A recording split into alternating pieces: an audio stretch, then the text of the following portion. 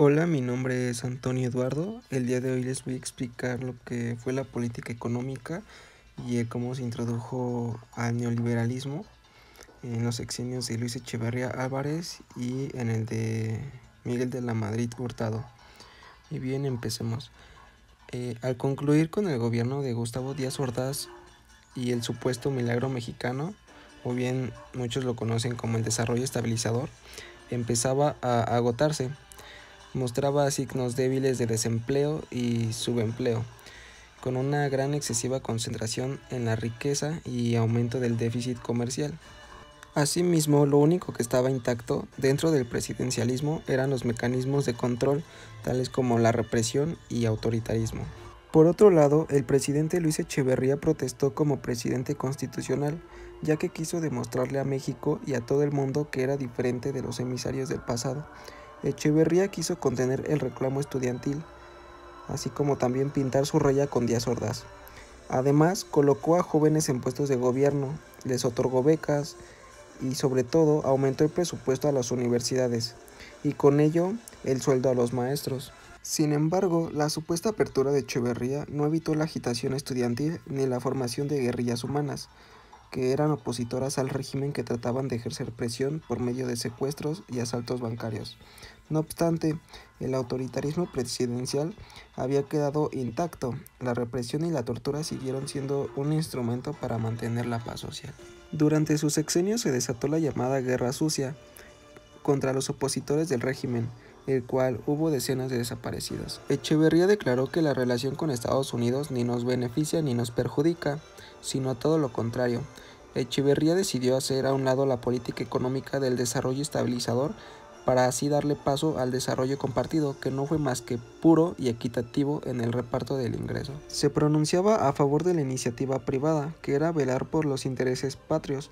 Además, promovió la intervención del Estado en actividades empresariales. Para Echeverría, los empresarios no deberían tener más beneficios que otros, y pronto esto acabaría con la injusta distribución de la riqueza. Sin embargo, el Estado mexicano adquirió muchas empresas en quiebra, de tal manera que las utilidades se emplearon en necesidades de los más necesitados. Esto con el objetivo de eliminar a los inversionistas privados. Por ejemplo, el número de burócratas que habían ocupado puestos en las empresas estatales, paraestatales, fideicomisos y comisiones con las que se llevarían a cabo sus proyectos. Aunado lo anterior, la corrupción empezó a acabar con ellas. El déficit se cubrió con el dinero de los contribuyentes e incluso operaban con pérdidas, como fue el caso de Pemex. Finalmente, el país estaba quedando sin capital y no alcanzaba a cubrir todos los gastos del Estado, por lo que recurrió al endeudamiento externo y la emisión de billetes. El resultado era una alta inflación y gran devaluación del peso mexicano.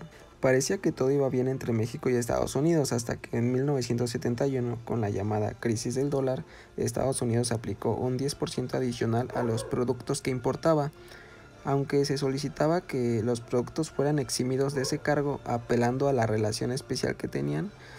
El presidente Nixon no aceptó, por lo que México tuvo que buscar nuevos mercados en el resto del mundo.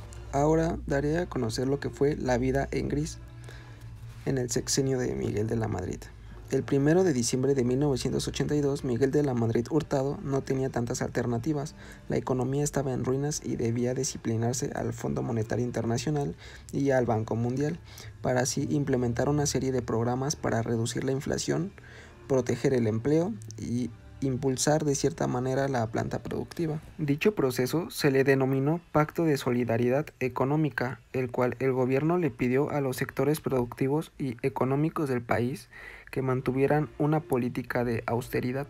Lo bueno de esto es que los obreros lo comprendieron y con el llamado de Fidel Velázquez de no solicitar aumentos salariales y que los productores no subieran sus precios, por lo que consistió en disminuir el aparato burocrático para así contrarrestar el gasto público, que implicaba eliminar puestos superfluos y acabar con el enriquecimiento inexplicable de políticos y amigos de políticos. Esto a su vez resultaba fácil: colocar cimientos para la apertura económica y así transitar hacia el neoliberalismo, disminuyendo las barreras proteccionistas para privatizar las industrias paraestatales. Durante el sexenio de Miguel de la Madrid en 1986, el país ingresó al Acuerdo General de Aranceles y Comercio, con sus siglas GATT, y Estados Unidos se convirtió en su primer socio comercial, también en su principal acreedor. Miguel de la Madrid basó su campaña electoral en la renovación moral de la sociedad en funciones de erradicar la corrupción. Finalmente agarró a Jorge Díaz Serrano, exdirector general de Pemex, por un supuesto fraude y producto de impunidad solapado por López Portillo, a quien se le procesó por la posesión ilegal de armas, y era bien sabido que estaba involucrado en el narcotráfico. Y bueno, esto ha sido todo por hoy. Muchas gracias por su atención y hasta la próxima.